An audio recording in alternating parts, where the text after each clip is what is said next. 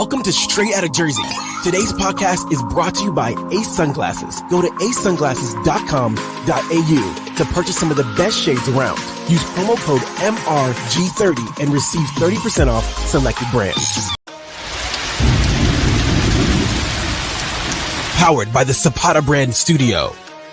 Straight Outta Jersey with Jersey Jay-Z and the Freak of New York, Gregg Valentino.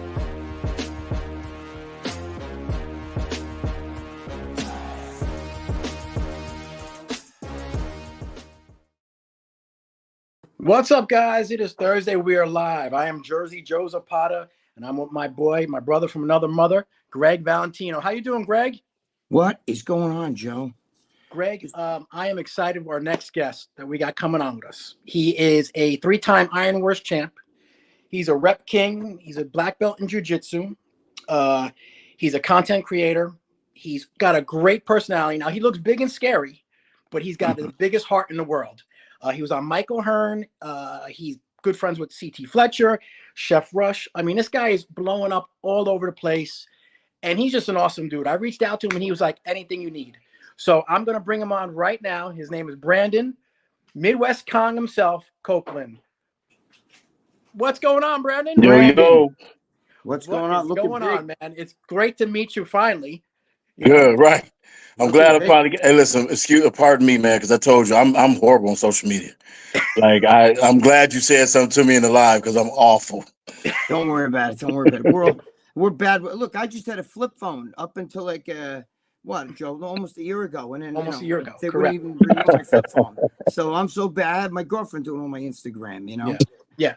Me and Greg were talking, and you have a great career, how you got into bodybuilding. I mean, and you look jacked as it is. I mean, you're a big man, but you had a really interesting backstory. You got stabbed 9 times, almost died. That's crazy. And that's pretty crazy. Can you tell us that story in the fan base? What happened and what turned your life around? Well, prior to that, what's interesting about that was prior to that, I went through every failed athlete, big guy routine. Go be a bouncer. You don't go to school, you go be a bouncer, right? So I was a good athlete coming up, wrestled, ran track, all those things, played football, stuff like that. But I forgot the most important part, which is school. So after that, growing up, I got the love for bodybuilding when I was like 13, and I used to hang, which is now a great friend of mine, great mentor of mine, Flex Wheeler. I used to get his magazine, any magazine he was a part of. Him and Big Vic Richards, Sergio Olivier was my guys. Like anytime I seen them, I didn't do comic books. I did those muscle mags back in the day. Right. I used to hang Flex Wheeler workouts on my grandma's basement with the little clothespin and try to duplicate them. So I got my love for fitness from there. I grew up in the inner city, grew up in the hood, if you will, and everybody was jacked. Everybody was jacked, and I really never seen nobody lift weights other than my uncles. But everybody else, they was calisthenics, push-ups, stuff like that. So I got into it from there, and I was just fortunate. It was a gift and a curse being a shorter, wide as you are tall kid, because I was able to grow outward versus upward. So I was able to develop big shoulders and stuff like that at a very young age. When I was like 15, I had big arms and big shoulders, decent arms. I mean, I say big, decent arms and big shoulders. So that's kind of got me into the love of working out, seeing Flex Wheeler, seeing Sergio Olivier and Big Vic Richards. I was bouncing. So back to that. I was bouncing. At that point, I was straight into. I was probably lifting pretty decently then. So I was about 225, 230. I'm 5'8". So, got into the bouncing thing. The year before I was stabbed, one of my good friends who bounced with me, Scott Marshall, was stabbed 4 times, and he passed away in my arms. He took his last breaths in my arms. Now, the difference between him and me was he got hit in his lung. So, the blood drowned him. And I was like, damn, that was a hit, because where I grew up, man, we seen murders very young. The first murder I recall in our neighborhood, I was 8. And then, I didn't see nobody past 25 growing up. Can I ask you? I'm sorry to interrupt. Can I ask you where you're from? Like where is this? Is like what city or state or So like, where you from? I'm from Ohio, a city called Toledo. I'm Oh, right okay. in the middle, right? So I'm 2 hours from Columbus, 2 hours from Cleveland, 2 hours from, or 3 hours from Cincinnati, 2 hours from Dayton. You know, the bigger cities. I'm like right in the middle of them, and I'm 50 minutes from Detroit. Okay. Yeah, 50 minutes from Detroit. Was it rough over there? Was it a rough neighborhood in Yeah, Toledo? yeah. Okay. Toledo. You Google Toledo now, it's awful now. I'm a little more. I like to brag because the scariest neighbor is my 83-year-old across the street. So she, she the scariest neighbor in my neighborhood now. So I like to be comfortable being in that side of the city now. Mm-hmm. But you know, so it was, you know, we grew up in the 80s, right? So it was 90s and 80s. That was big on crack. That was big on gang, stuff like that. So, you know, I had a strong family though. You know, my grandmother, my aunts and uncles, and my mother didn't play. My dad wasn't that much in my life at the time. So it was tough. So I circumstance, you know, I always tell people because I did a lot of stuff. You know, I did a lot of criminal activity, no drugs selling, no weapons, but I did a lot of aggressive attacking. I did a lot of strong arm stuff. So I always tell people that, you know, I'm an edgy civilian because now I will call the police on you. Now, depending on my feeling, it might be they might come have to pick you up off the ground, but now I will call the police. I'm not in that because you know a lot of people get it confused when you tell your story. They're like, oh, no. When I talk now, it's education. Right. It's the way to handle things, right? Right. So I was living, you know, I was just wild, man, and bouncing. You know, when you out past 12 and there's alcohol involved in these environments, it's a shot. It's a shot that something go down. And that's how what happened with Scott. And so I was done bouncing. And my buddy was like, hey, man, it's this island. Believe it or not, guys, an island in Ohio, middle of Ohio. There's It's called Puddin Bay. He said, hey, look, if you come here, you ain't got to worry about that. It's just family orientated. It's this, it's that, it's this. I said, man, how you get to, you know, where is it at? So he said, it's a theme park called Cedar Point. He said, it's across the water. I said, the water? What you mean? He said, you got to take a ferry to get over there. You got to take a boat? Oh, hell no. I was like, I ain't going there. Like, what black dude you see getting on boats going somewhere anymore? We don't do that no more. He like, yo, it's good money. Trust me. So this was my first time out of the neighborhood, so to speak, Right. because even though my mother moved and all of that, I still was there. You know, I would go back there and do when I moved out at 19, I was still in the hood. So I wind up getting into an altercation with a gentleman and the police got involved. So I was freaking out. I'm like, oh, so I called my buddy, like, hey man, I need to come out to that Puddin Bay, dude. It's kind of hot for me right now. I got into this fight. I gotta go. He's like, all right, well, come out here, we get you a job. Went out there and I was bouncing out there. And let me just be honest. He said nobody would notice me out there. Like I can lay low till it went down and cool off. I was the only black dude on the island. Wow. And I was like, hold up, bro. Now, how ain't nobody gonna see me here? And I'm the only black dude on the island. So That's at first funny. I was kind of threw back, like, oh man, this is different for me, right? Mm-hmm. But man, it was the nicest I met till this day, 20 years later, the nicest human beings. I still got great friends from there. They actually gave me an opportunity. I opened a gym there, the only gym ever. First minority owner, only gym ever there. I had it for 8 years. Well, then when this Instagram and all that took off, I traveled too much. I had to sell it to a friend of mine that still has it. But I went out there and it was easy, like he said. And one particular night, man, I swear to you, it just something didn't feel right.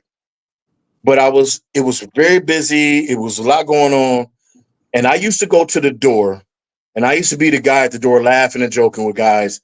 Because if you give good energy coming in, by the time they get in there, if they do act up, like, hey man, we got a report at the door with this guy. He's a Right. good dude. What's up, bro? You all right? And I've did it so many times. And I was at the door and it was so heavy that night with people.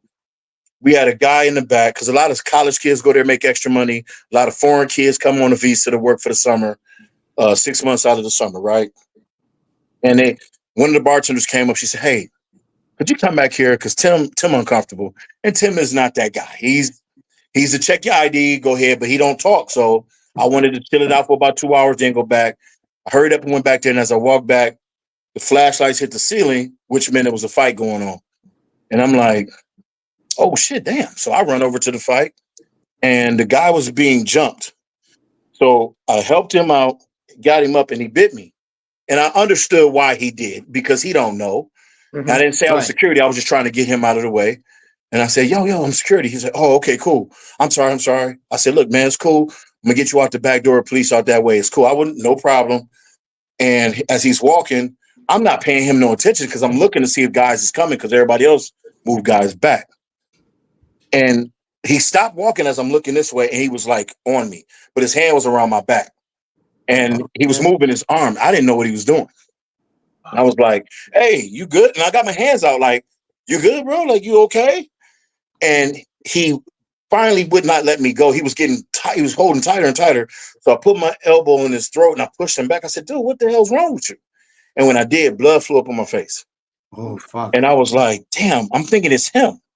And then I looked down and I seen blood everywhere, like all over my pants. I mean, my shorts, and my shirt was full of it. And I'm like, damn, he just stabbed me, man. Like, what the hell? So he looked, he was shocked. And the blood was so deep, it was up like his forearm. That's how he was like just jabbing in. It was a 6-inch butterfly knife. And I said, so I thought to myself, I said, you know what? He can't leave because if he gets away, this is a resort island. These cops, it's only a couple of them that do their job. So, at the time, I said, I need to get him. So I chase him down. He takes off. I tackle him to the ground, and that's all I had left. As soon as I hit the ground, I lost feeling in my legs, and he fell, and a knife slid toward the door. The other bouncers noticed that they came, put a good one on him, but at that point in time, I was a wrap because I'm laying there, and I thought I was playing with my shirt. The surgeon told me it was my damaged intestines. Oh.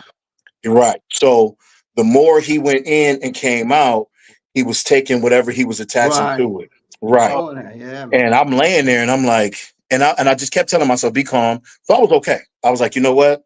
I don't feel nothing. Believe it or not, I didn't feel nothing. I just felt a little pressure in that area and everybody's freaking out. And I'm like, and I told my buddy, he came and he was super calm. I was like, listen to me. I need you to clear this part out because they're going to have to come get me. I said, relax. We're good. They came, got me. Paramedics put me on. They got a life flight, right? Mm-hmm. So they take me to the airport. I'm sorry. Yeah, the airport. Get me on a life flight and then take me up. And I was scared, but I didn't want to freak. And I asked the paramedic guy, Mr. John, I said, Mr. John, look, can I ask you a question? Because when you own that island, we all family now. We live together. We work here. Island's not that big, so we work here. Everybody's hang out with each other. And I said, Mr. John, can I ask you a question? I said, how bad is it? He said, Brandon's bad. He said, but I've never lost a soul. So you're going to be okay. So blew me up.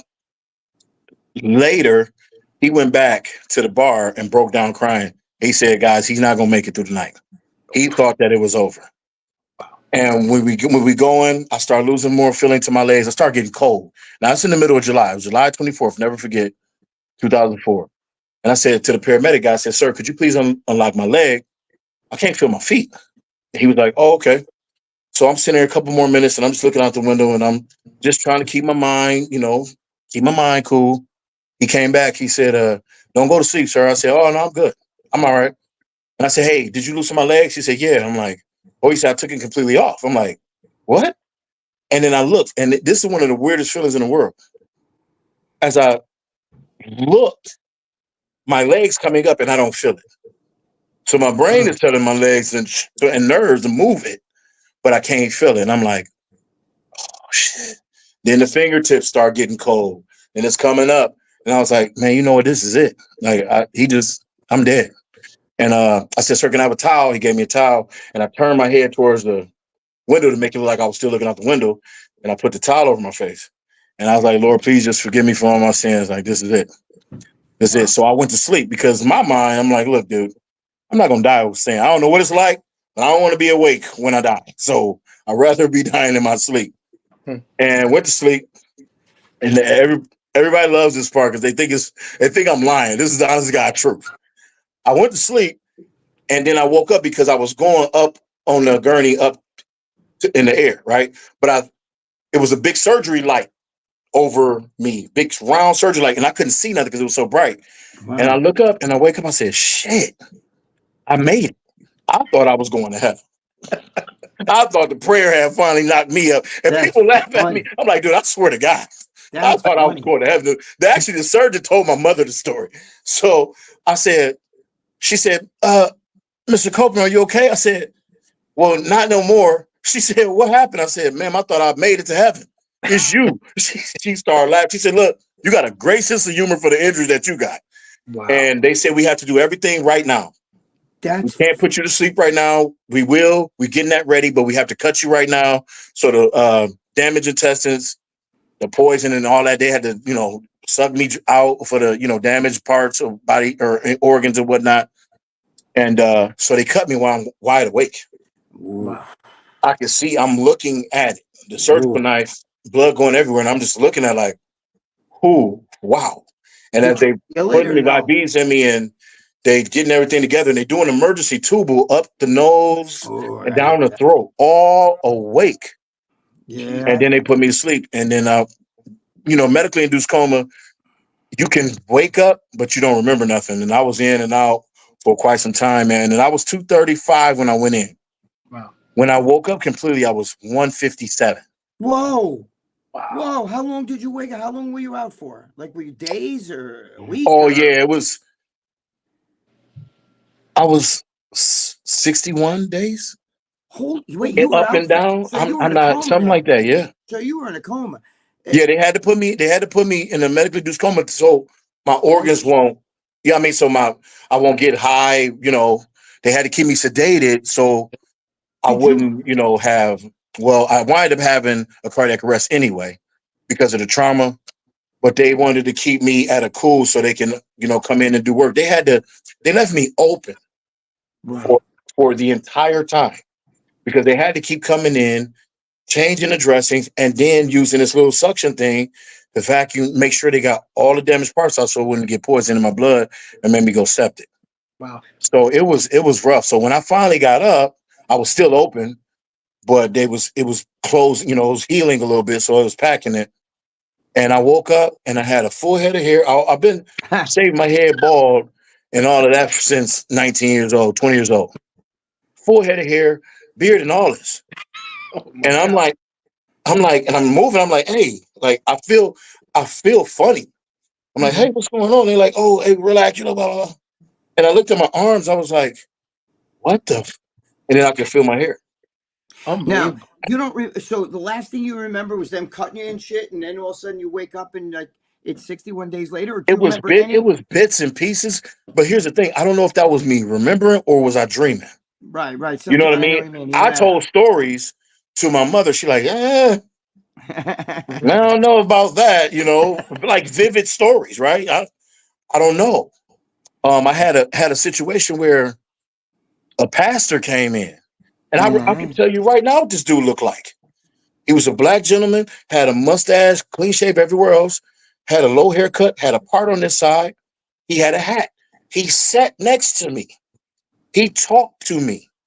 He held my hand and prayed with me, laughed about what was on the TV, and he left. He said, if you need anything else, just call with no number, nothing, right?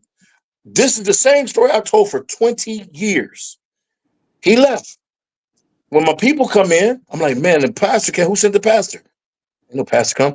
They go to the desk because when you get in a violent attack, right? You go, they put you in protection. So nobody could come see me that wasn't approved. Right.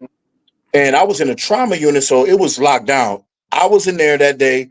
Another kid who got shot multiple times was there. Like it was going down. And because they flew me home to my city. And it was going down that summer. And I'm like, yeah, man, I told everybody what he wore. Wow. Nobody seen this guy. No Just saying he nurse, no didn't doctor. exist.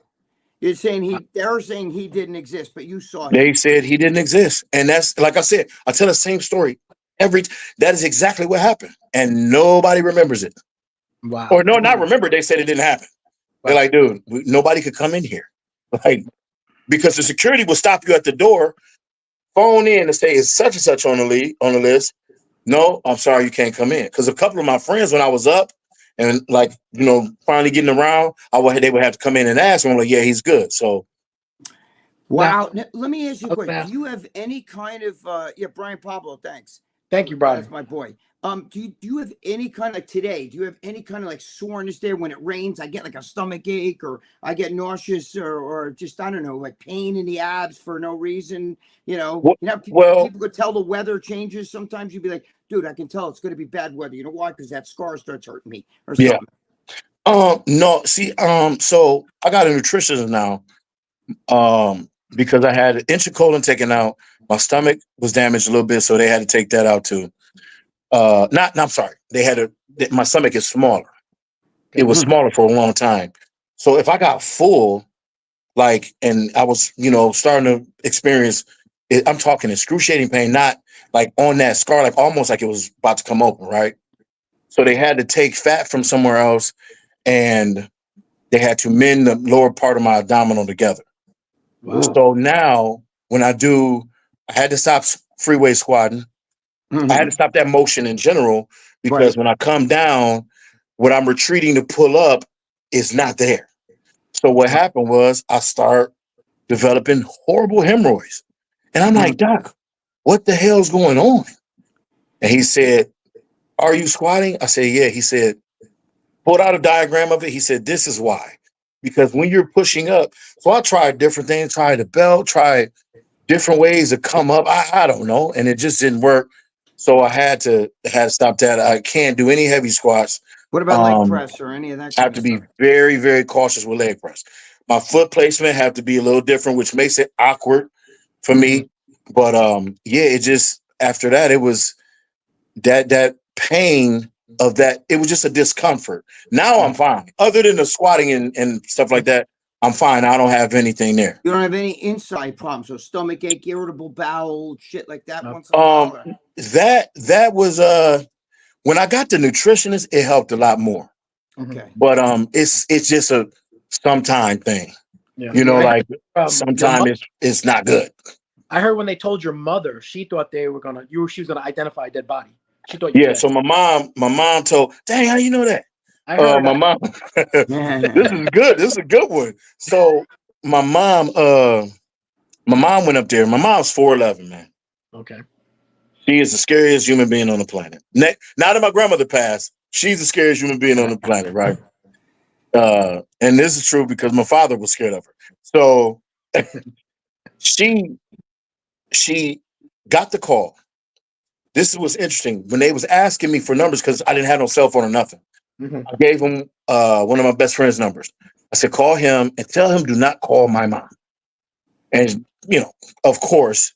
So when they called to tell me, hey, look, he was stabbed multiple times, and I wasn't in good shape. Let me just be honest with you.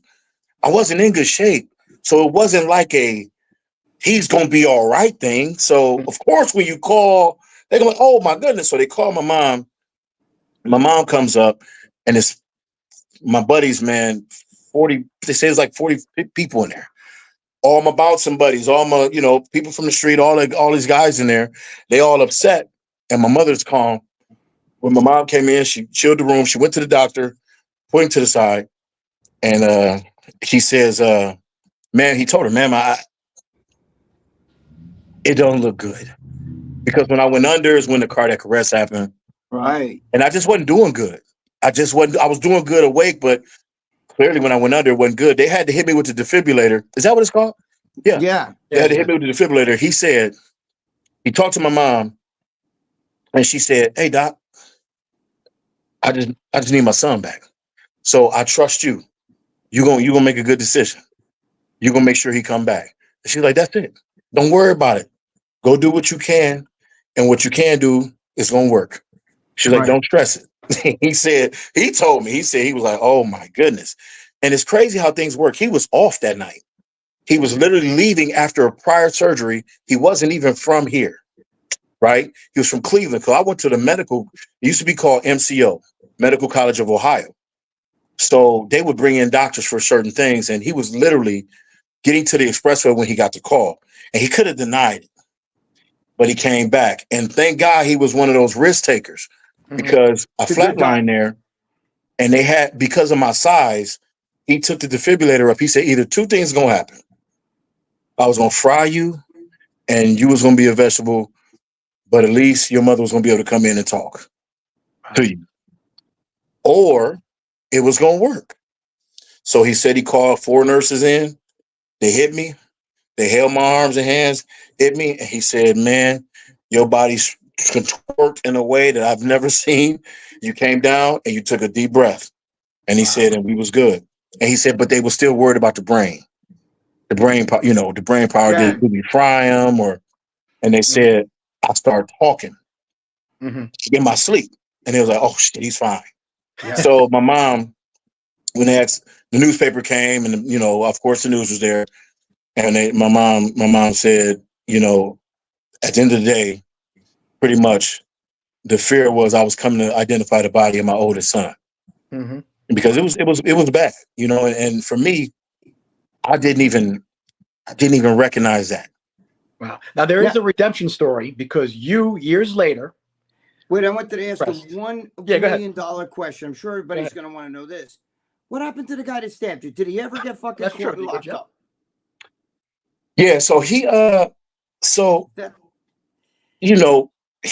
of a bitch, you know what I mean? He went to court. We went to court, and I was 24-year-old kid. I'm like, man, fuck court.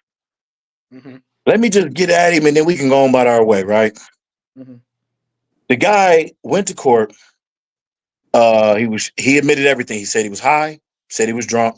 You don't know why he did it. It was a lot of speculations around it. Somebody said it was, somebody hired somebody to do it to me because of some previous things I got into it with, all this stuff. And I'm like, people, you know how that goes, the old rumor mill. It was a lot of stuff about, he never said that, but he just said he was high. He was drunk. Wasn't he? Wasn't he already in a? He was already in the fight, but if he wanted to do that to you, he could have got you outside. Right, he would have did it. Right, he would have walked up to you in the dark where you're like, an interested. I got to talk to you about something, and get the hell out of there. But instead, because he definitely wasn't in the condition. He wasn't in very good condition when I got to him. So it was like all his, because of his last name, it was tied to some people that had an issue with prior, whatever. Oh. Right, but I don't, it never came about nothing. So we went to court. They gave him 12 years for attempted murder, assault with a deadly weapon. Good. Okay, that's good. That's good. Really good. The reality is this, though. He got out in less than a year. What? Yeah. So how the fuck did that happen? It's a small county where we had to go called Ottawa County. And that judge was not a very good judge, apparently, because after that case, he resigned. But pretty much the county was like, that was horrible. We want him out.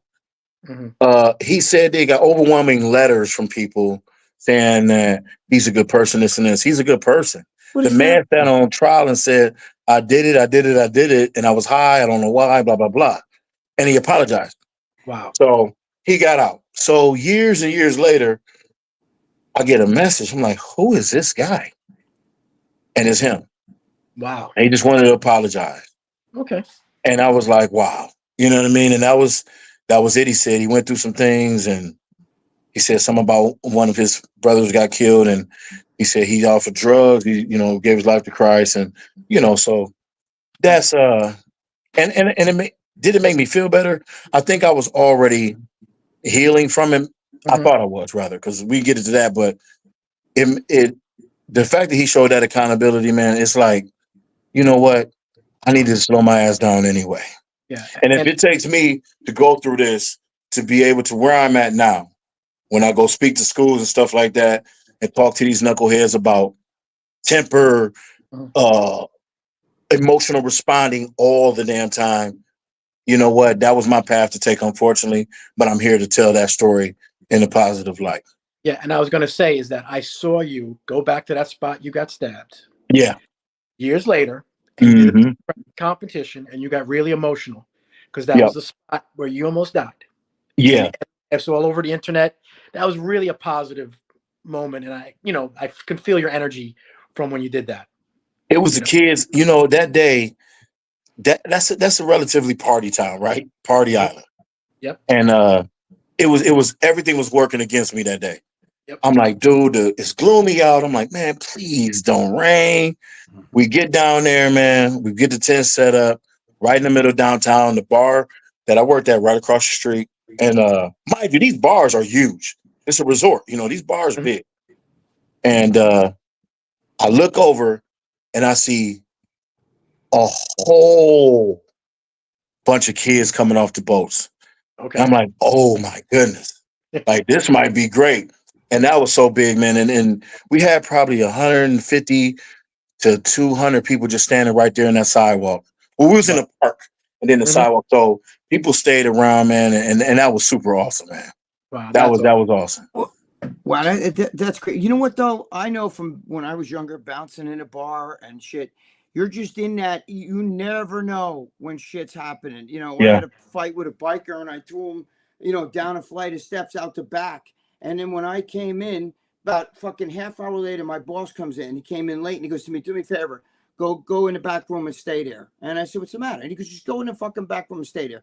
Then he comes. A couple minutes later, he comes walking. He goes, "Whoever you just threw out, there's some guy outside. I just called the state troopers because he's got a shotgun and he's waiting for you to come out because I would come. It was summertime and I'd come out the front door. You look around, you know what I mean, and you go back in the bar, get a breath of air because back then everybody smoked. You know what I'm saying? Right. Fucking bar. So I don't smoke, so the bar stunk. And the guy would have fucking shot me if I said, you Yeah. never know. When you're Yeah. in that environment, you fucking never know the slightest little thing. Some guy don't like his girl. Another guy happens to look at his Yep. girl. He got a pride, dude. I want people to look at my girl. The day I don't have a guy looking at my girl, it means my girl's fucking ugly.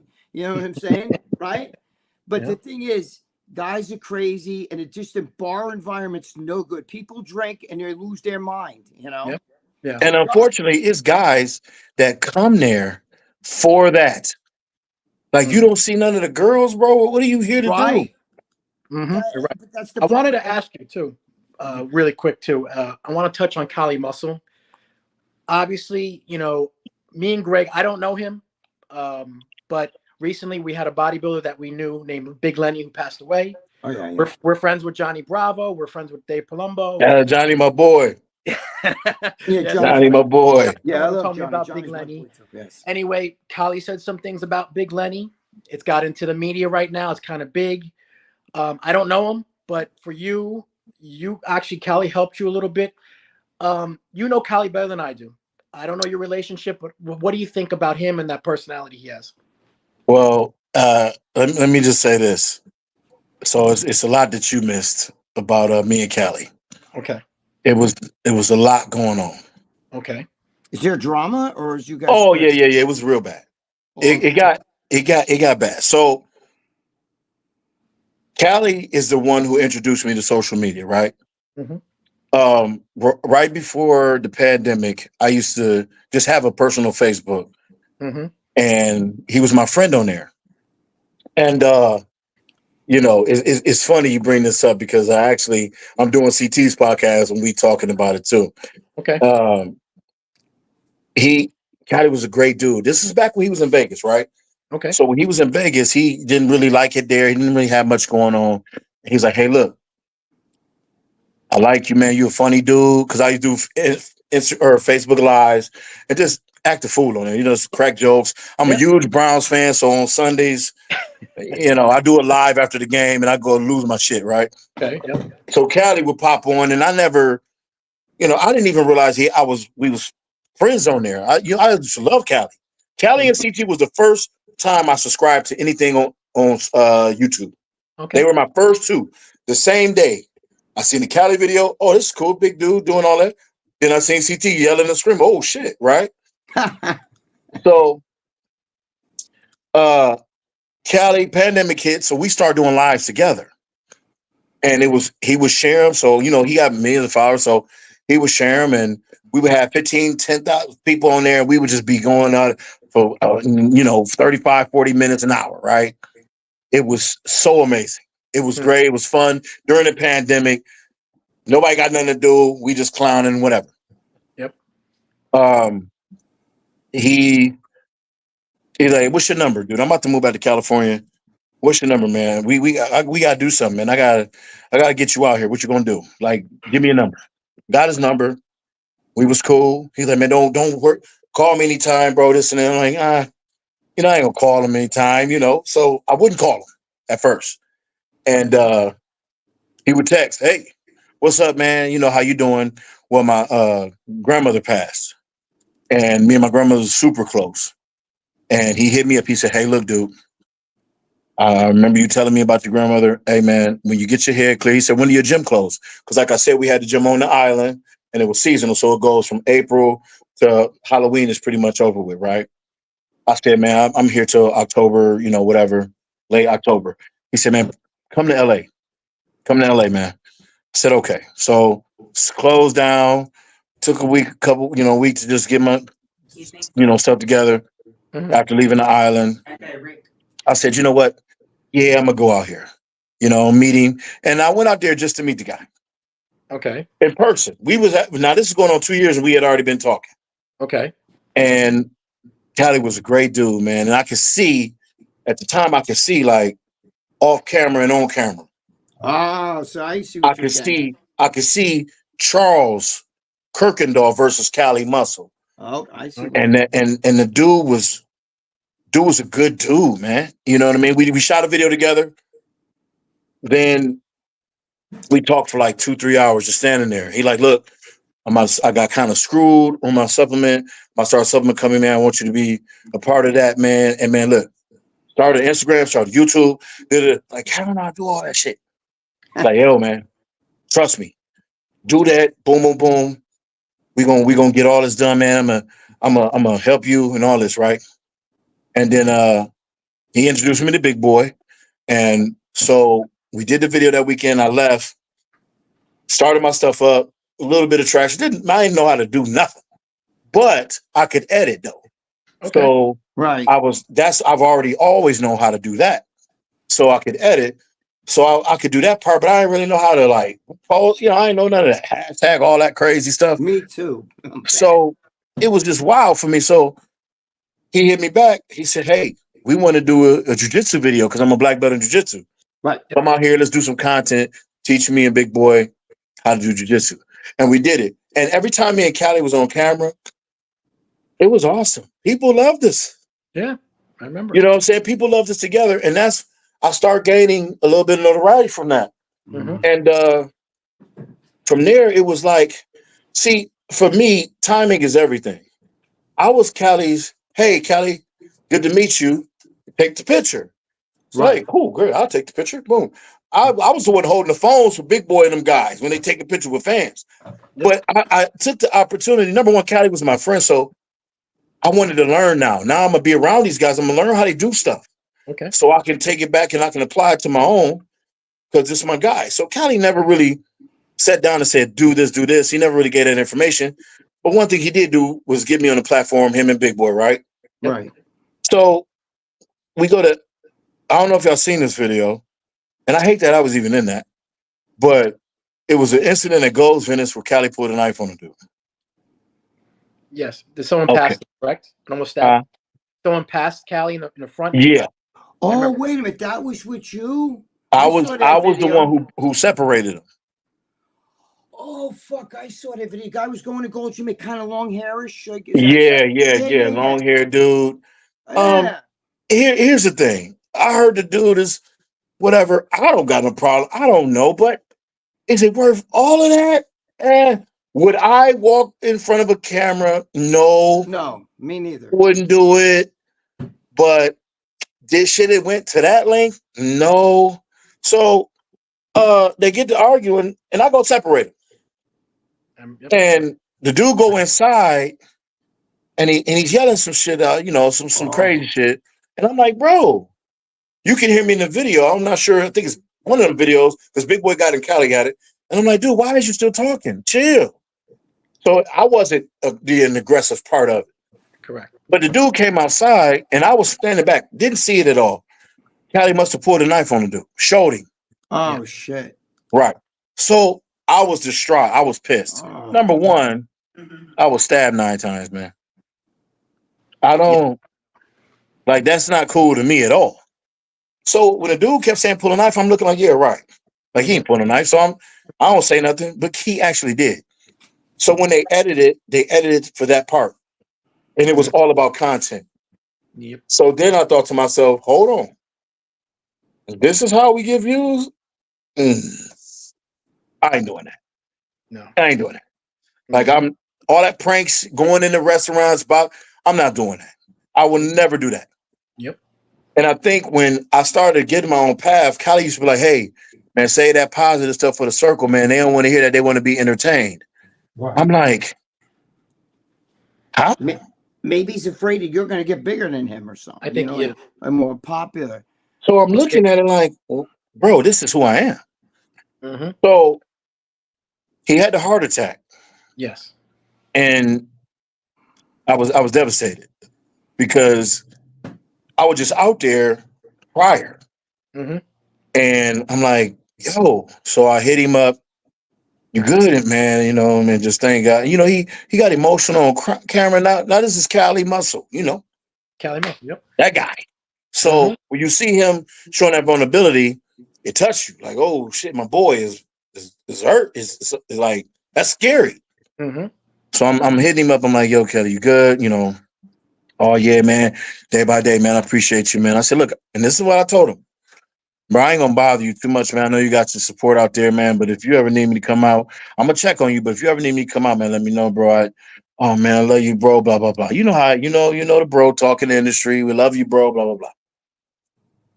So after a while, he wouldn't post. You wouldn't hear nothing from you. Wouldn't see nothing. Then he'll, post something just to let everybody know he was cool. And I said, you know what, man? I'm hitting him up. He not responding now. But I would do him like this. Hey, yo, just checking on you, man. Think about you, man. Hope you and the family good, right? So he wouldn't respond for a while. And it's not like I'm on the phone. Dude, I got fucking kids myself. Like, bro, I know you're alive because now you're starting to post. So I'm just letting you know that this is bigger than just you putting me in the platform. Like, I'm concerned about you, right? All of a sudden, he wouldn't respond. So I called one of his good friends. And I said, hey, man, Cali cool, bro. He said, well, what's wrong? I said, yo, he ain't really responding. I'm just gonna make sure he's straight, man. He said, bro, listen, let it go. He said, I knew when I seen y'all together, this was going to happen. I said, whoa, what happened? He said, just trust me. Leave it alone. You a good dude. It's time for you to make your mark. And that's what he told me. And I'm like, damn, huh? Okay. But at the time, I'm a part of Hypey Mud. So the contract is up. Mm-hmm. And I'm like, well, I want to move forward in what I'm doing. Because now I'm starting to get a little bit of notoriety. So I don't want to just ditch dude, but what am I supposed to do? So I sent him one more text. I said, hey man, just checking on this is the last time I text him. Checking on you, bro. On this November, the year contract is up. Uh, just want to make sure we all good and just get back to me when you can, right? Left. Never said nothing. Okay. Months go by. Months go by. Now, in the process of that, right before the heart attack, I met CT. Me and CT got like this ASAP. Okay. Yep. So I'm starting to meet all these other people. Chef Rush. I'm starting to meet Eric the Trainer, rest in peace, which I loved Eric the Trainer to death. Mm-hmm. And a lot of these guys I'm meeting, and they assisting in ways that to how to maneuver and do this. These is all guys like I wouldn't have never imagined, especially CT. CT, yeah. So me and CT got real close still to this day. That's Obviously, we travel together. Yep. And we see the LA Fit Expo coming up, right? Mm-hmm. I see Cali. Hey, oh, bro, I love you, bro. It's on video. Yes. I miss you, bro. Man, I'm sorry, man. I've been going through it. Man, bro, how the kids doing, Cali? Oh, cool. I'll leave. If y'all recall, the LA Fit Expo was in May because of the COVID that year. Right. So it was in May this year, right? So now I go back home. We open in our gym, get our gym together. 2 weeks later, I see a video. And the things he was saying in the video was a referencing to me. Yes. And I'm like, the fuck? So I'm watching and I'm like, no, I ain't do that. So I'm making videos, right? And at this time, I had a beef with a dude named Hawk, that CT, you know, Hawk Smash, all that. Me and him had a beef. So that's a whole nother story. But I'm watching this Cali stuff go down. I'm like, this is incredible, man. Like, is he referencing me? So I did a video and I said, F the fitness industry. What I meant by that, if you watch the video, I was talking about how it's only a small portion of good people in this industry. And everybody else is either out for something or whether it's a company or influencer or athlete, whatever. And I said, man, you know, you have to be very, very, very cautious who you do in this industry, this, and the third. Cali referenced that video almost verbatim and was talking shit. Really? So now I'm like, oh, okay, now it's not no question. Now you know how people do who support you. They starting to send clips. Hey, go look at timestamp 532. I'm like, damn, this dude been doing it. I get on the phone, calling, no answer. I hit a big boy. Hey, big, look, what's going on with Cali? Man, the dude sound like he said, send me what you talking about, man. It's all right. So I send him big boy like, man, bro, look, he say some things, man. He was just talking about you the other day. I don't think so, man. You know, blah, blah, blah. Okay, big, cool. Got you. I bullshit you not. 3 weeks later, that video you talking about where I was in front of the place I got stabbed, he made an entire 5-minute segment making fun of that situation. Yes, I saw that. Yes, I saw that. Like doing entire. I saw it with a guy, you know, I didn't know he was going to stab the guy, though. Fuck, I didn't see that. Yeah. He did an entire 5-minute segment making fun of that. Yep. And I said, okay, it's a wrap now. So now I start responding back. And I never wanted to do that on video. Come on, man. Like, right. I got your phone number. So I text him and I said, yo, Ren and Stimpy, talk about him and his cameraman since they thought it was funny. I said, you know, you think it's funny that you took it this far. I said, you know, you got to see me. I'm in LA all the time. So you know you got to see me. So when you do, we're going to have to discuss this, right? He continued. I swear to God, every other day, he was saying things about me in videos. And now people know. So I got this blogger guy, Heavy Iron Fitness. He can dissect everything. I said, you know what you need to do? I need you to get every one of those videos, Cali, talking about me. I need you to spice them up. I said, because I don't have the following yet to go against this dude, but I'm going to make sure that every time he turn on YouTube, Instagram, or anything, he going to see me talking shit about him and his videos. So he was on it. So now he making these videos go viral. So now my following is growing because me and Cali going at it. So I'm laughing about it like, Cali, you did more for me talking shit about me than you did when we was buddies. That's the truth. That's big. That's how that happens. That's Piana had little shit with people, and that made everybody else, you know, grow. The thing is, though, to me, when a guy's got a knife, that's a punk. If you can't do shit with your first of all, what are you gonna fight somebody for? Because he walked in front of a camera. You know what I mean? Okay, that's being stupid for the guy, but sometimes people are stupid. They don't even realize. Maybe I don't know. You know what I mean? But that's like stupid to me. And it was just for he wasn't gonna do nothing. Dude, first of all, you're a felon, a 2-time felon in California. Why are you pulling out a knife? Yep. So you know what I'm saying? Like, and then you put me in a situation because now I'm in California. I'm from Ohio. What happens if I go to jail? So not only that, but what happens if you try to break the fight up and that goddamn knife winds up in you again? And that's what I'm saying. So now when you look at it at a whole, it didn't even dawn on me until it was over with. Like, damn, dude, that was messy as hell.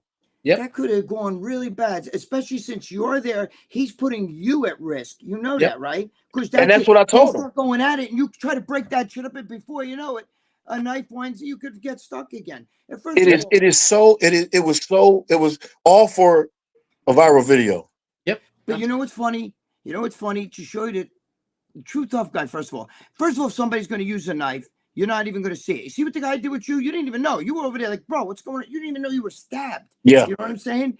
Yep. But when a guy stands there and he's fucking waving the knife around, motherfucker, don't fuck with me, like that kind of shit. No guy, I was locked up to every, bad dudes ain't going to telegraph that shit. Just like bad dudes, when you see all these guys talk how tough they are, you know what I mean? On the fucking internet here, there's a bunch of them. They talk about how I'll kick your ass, I'll fight. Were you going to be at this expo? That's all bullshit. A true tough guy ain't going to do that. He'll just walk up to you when you're not, when you're by yourself, and that's it. And it was for him to start doing that to me on the internet. And Cali knew me very well, and Cali knew that I struggled with a lot of mental health shit after I was stabbed. I became immediately numb to violence. And it was always quick. Like, it was like, hey, whoa, anything go down, I'm not thinking about it. I don't have an emotional attachment to violence. I fought competitive mixed martial arts for 14 years. I'm sorry, 11 years.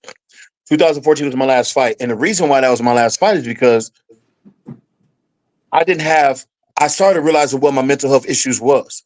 Mm-hmm. And it was violence. I never enjoyed punches. And guys talk like you said, they talk like this shit is cool. Like, people don't understand what real violence is. Right. When I was in that cage and I'm punching, it was true satisfaction. I could go an entire month without any tail if I got to punch a motherfucker in his face in the beginning of the month. That's how it was for me. I seen violence. I was a part of it. I just became so numb to it. And when I realized that was a problem, I thought MMA would help, because I was getting in shit. And I was like, dude, I'm about to go to jail or somebody gonna kill me. So when they introduced me to MMA, they was like, hey, dude, you can fight. And back then, let me just tell you this.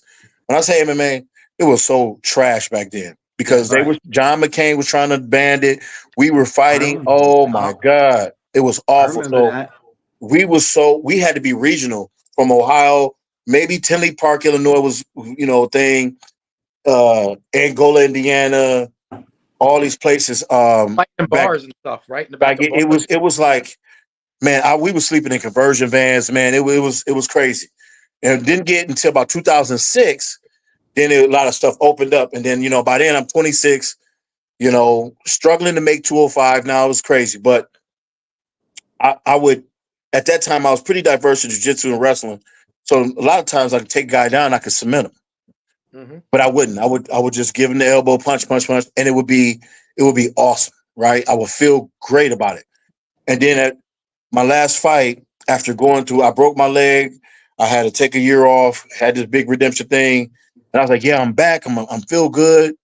I started realizing I'm 34 now. I can't really move like I could, as far as the stand-up portion went, right? So I was like, my thing, I pride on defense. I was a shorter guy for 205, and I fought some heavyweight fights too, but my wrestling and all that's what got me. That's what got me over for the most part. I got, short arms. So I couldn't really get out the way that good anymore. And I was like, I'm going to give it, it's going to be this big comeback story. And I took the guy down and took his back, and I punched him once, and it didn't feel good. And I sunk in the choke and ended the fight. And I told them after that, I was like, that's it. I don't have it. I'm done, because if you don't go in there with that mentality, right, you don't need to be there. And it's good for some people, but for my background and my history with violence, it was no longer good for me. And when I realized that I don't want to punch somebody in the face, I don't want that anymore, there's no reason for me to strap it up. And to be around guys who put you lay down with dogs, you catch fleas. You're around that shit. He'll get away with it. That guy will get away with it, and you'll be the one. And I'll be the one. You know what I mean? And I witnessed that. I witnessed that 2008 situation. I was facing 5 to 8 years. Thank God I fought a lot of street dudes who couldn't go to court. Because if I didn't, if I'd have jumped on somebody regular, I'd have been in jail. But I fought a lot of gangbangers, a lot of drug dealers, so they didn't really want to go to court because of their priors.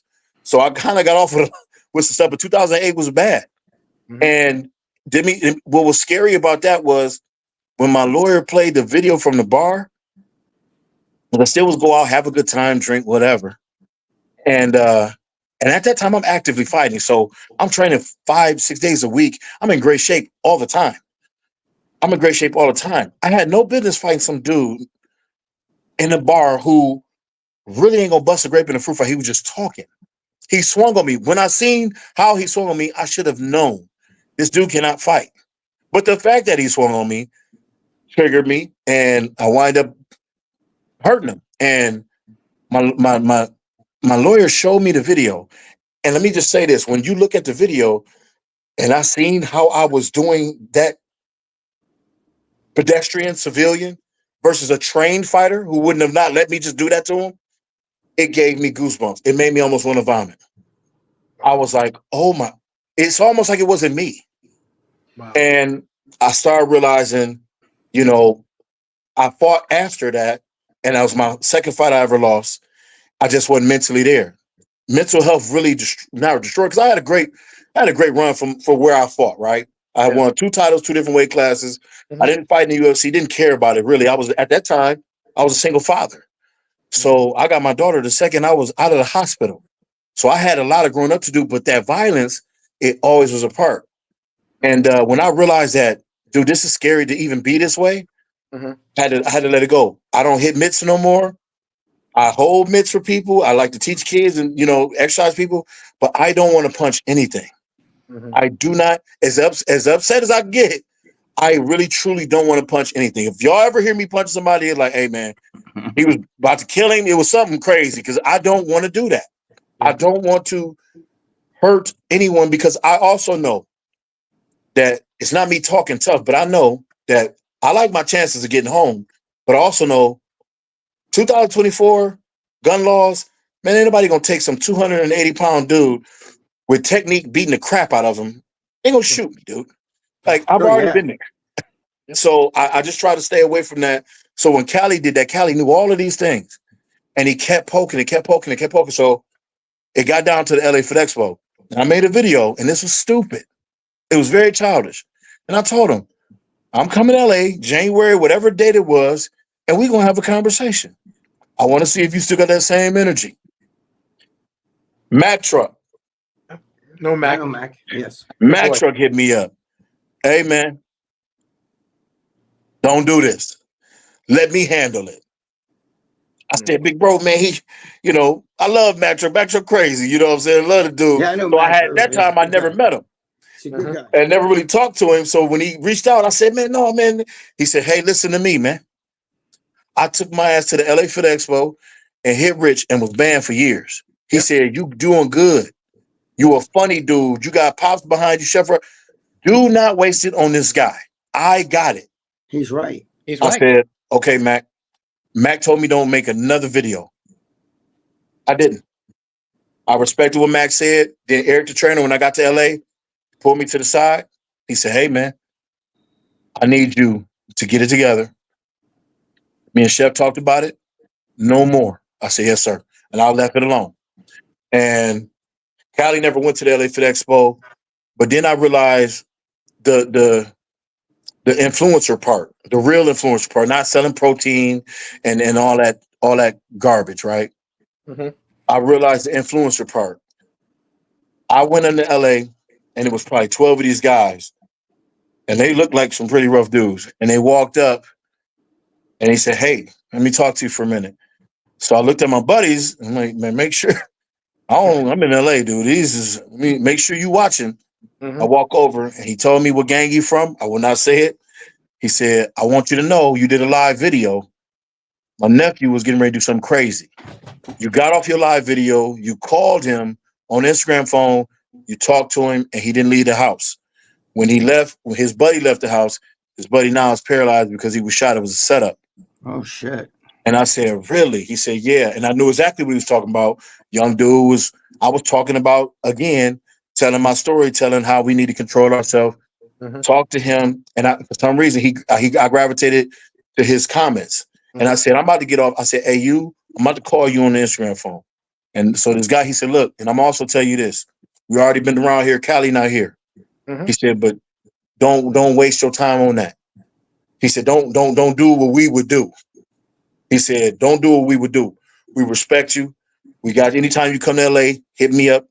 And if you need anything, he said, but we want to make sure you don't. They came to make sure that I didn't cross that line. So then I realized with my platform, you can't just be talking crazy. No. You can't just be doing stuff because some people who support you, they emotionally attach to you as well. Yep.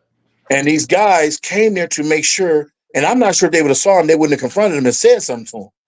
So now I said, I got to breathe more education as far as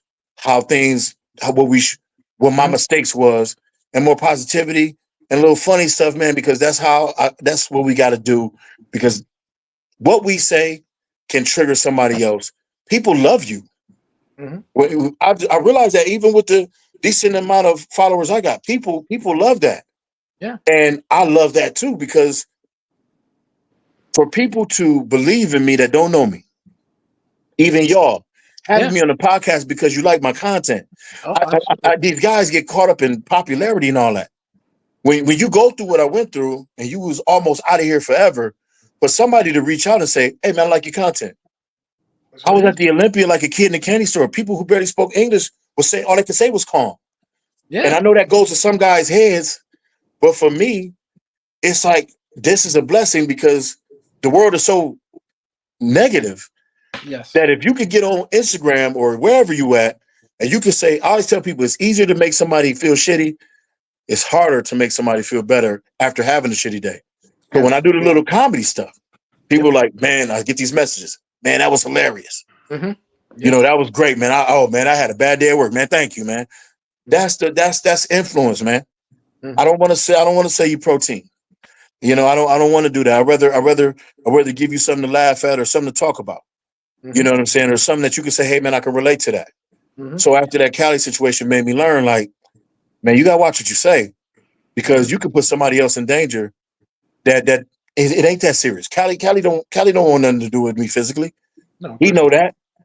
You know what I'm saying? So what am I gonna get all worked up for and cause somebody else to make a silly move or to harass him and his family? You know, I don't want that. So I cut live that and let short. live. Live and let live. That's what I always say. So I cut it short. He made another video probably 6 months ago, and I responded to him very intelligently and just told him, Cali, if you're gonna talk, just tell the truth. I didn't care nothing about you being losing your muscle and all that. You was Charles to me. You don't have to talk about me crazy. Right. And that was the last letter. Never heard nothing else about it. Well, your stock is rising because you're all over the place, and it's because of your positive energy and everything you do. Yes. You do nonprofit stuff. You do a lot of good, I know that about you, and I don't want to take too much more of your time. We're already out. Good energy comes back to you. Yeah, good energy comes back. But Brandon, hopefully you come on again. We want to do man, man. The best, Yeah, this is cool, man. This is cool. I truly CT remember to call us back. CT, tell him. Oh yeah, but tell him to call us back. No, he's all right. He's terrible. He's terrible. He's my boy. But no, this is awesome, man. And like I said, man, I get to be around people that I looked up to. I get to call Flex Wheeler and bitch to him. Yeah, I get to bitch to CT. Normally I'm bitching at him because he always forgetting something. I got to work with Cali. Yeah. You know what I'm saying? I got to do these things and be around these people that I looked up to. You know, I put a post up. I said, I remember I would wait in hell, rain, sleet, snow to get an autograph from Flex Wheeler. And now I'm sitting next to him, signing an autograph next to his name that somebody asked us for. Yep. So, as toxic as this industry could be, me being 44 years old, I'm still a fan of it. Shout out to Michael Hearn. He's a great dude. I don't care what they give you shit all the time. Mike's a great dude. Yep. Chef, all these guys are great. So I truly appreciate it, man. I definitely appreciate y'all having me on. Are you in Ohio right now? Yeah. You are? Mm-hmm. Now, I just got to tell you, I'm a little pissed off at you Ohio people because fucking The Yankees just fucking blew it in the ninth inning, Joe. Oh, to the Cavs. Oh, to the Guardians. The Guardians just To the beat Guardians, fucking, yes. and guess who pitched? Clay Holmes. They put him in fucking end. So I'm sorry, but us Yankee fans, you know what I mean? Yankee fans over here. Listen, we had you guys. We were winning in the ninth inning. Fucking Judge, we were 5-3. Hey, Greg, I don't want to hear. Listen, I am a Buckeyes fan. We was whooped by Michigan for almost 20 years. Browns fan. I'm not even gonna touch on the Browns. LeBron left the Cavs. I was almost walked out in Lake Erie. I was done. And then you talk about the Guardians when they was the Indians up 3-1. Yep. Up 3-1, game 7. Came down to game 7. Line drive down third base. There goes our championship. But we do have one with the Cavs. So. Oh man, I tell you. But you guys were winning tonight, and then the Judge hits a home run in like the 8th inning, and now what we have to do? We're up 5-3. Just shut it down. And they fucking what's his name comes in, blows up a couple runs, and then comes in Holmes, and that's it. Bye. Yep. Goodbye. I'm sorry. It's a very depressing time. Like the Buckeyes, I mean, we go through it around here, man. Yeah, I know. We go through it around here. Buckeyes, yeah, I know. That's a people live and die with them. Yeah. Oh, for sure. I was born into it. I almost went. Listen, the Browns had a great season last year. Mm-hmm.